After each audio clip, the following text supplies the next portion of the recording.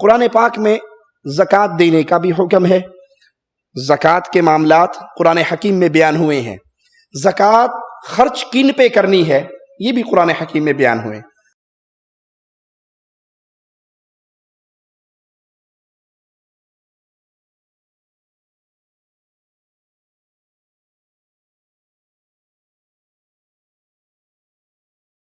زکوٰۃ دیجئے، زکوٰۃ وصول کیجئے،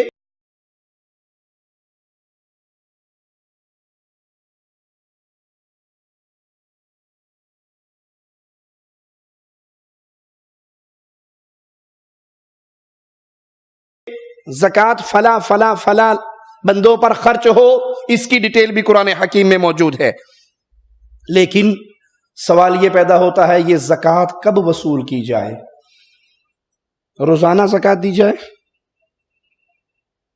ہر مہینے زکوٰۃ دی جائے، ہر سال زکوٰۃ دی جائے، 5 سالہ پیکج ہو زکوٰۃ کا، 1 سال دے دی تو 5 سال بعد، یا 10 سال کا پیکج ہو گئے آج زکوٰۃ دے دو پھر 10 سال کے بعد زکوٰۃ دینا۔ انڈیا کے اندر تو باقاعدہ ایک فرقہ پیدا ہو چکا ہے، ان حضرت کی کتاب مجھ تک پہنچی ہے، وہ کہتے ہیں زندگی میں ایک ہی دفعہ زکوٰۃ دینی ہے، دوبارہ نہیں دینی۔ میں کہتا ایک ہی باری اوکھا ہولواں جنہ ہونا ہے، موڑ کے روز روز دا پھیرا مولوی نہ مارنا، ایک ہی دفعہ زکوٰۃ تو معاملہ ختم ہو جائے گا۔ اب زکوٰۃ دینے کا حکم اللہ کی کتاب میں موجود ہے، مصارف زکوٰۃ بھی اللہ کی کتاب میں موجود ہیں، لیکن زکوٰۃ کب وصول کی جائے گی؟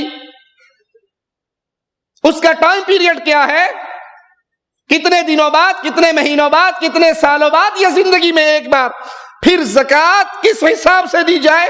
سونا ہو، کتنا سونا ہو تو زکوٰۃ نکالیں، کتنی چاندی ہو تو زکوٰۃ نکالیں، کتنے اونٹ ہو تو زکوٰۃ نکلے گی، کتنی بکریاں ہو تو کتنی زکوٰۃ نکلے گی، کتنی گائے ہو تو کتنی زکوٰۃ نکلے گی، غلہ اگر ہو تو اس پہ کیا صورتحال ہوگی؟ زکوٰۃ کی یہ پوری تفصیل ہمیں کہاں سے ملے گی؟ محمد الرسول اللہ صلی اللہ علیہ وسلم کے پیارے فرامین سے، احادیث مبارکہ سے، صحابہ کرام کے عمل سے، مصطفیٰ علیہ السلام کی سنت اور احادیث سے ملے گی۔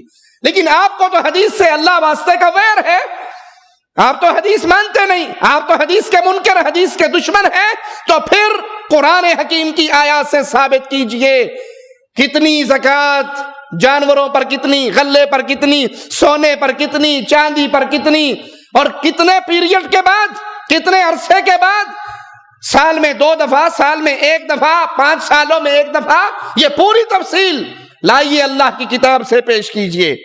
اور اگر آپ پیش نہ کر سکو تو ماننا پڑے گا جیسے قرآن حجت ہے ویسے فرمان محمد بھی حجت ہے صلی اللہ علیہ وسلم۔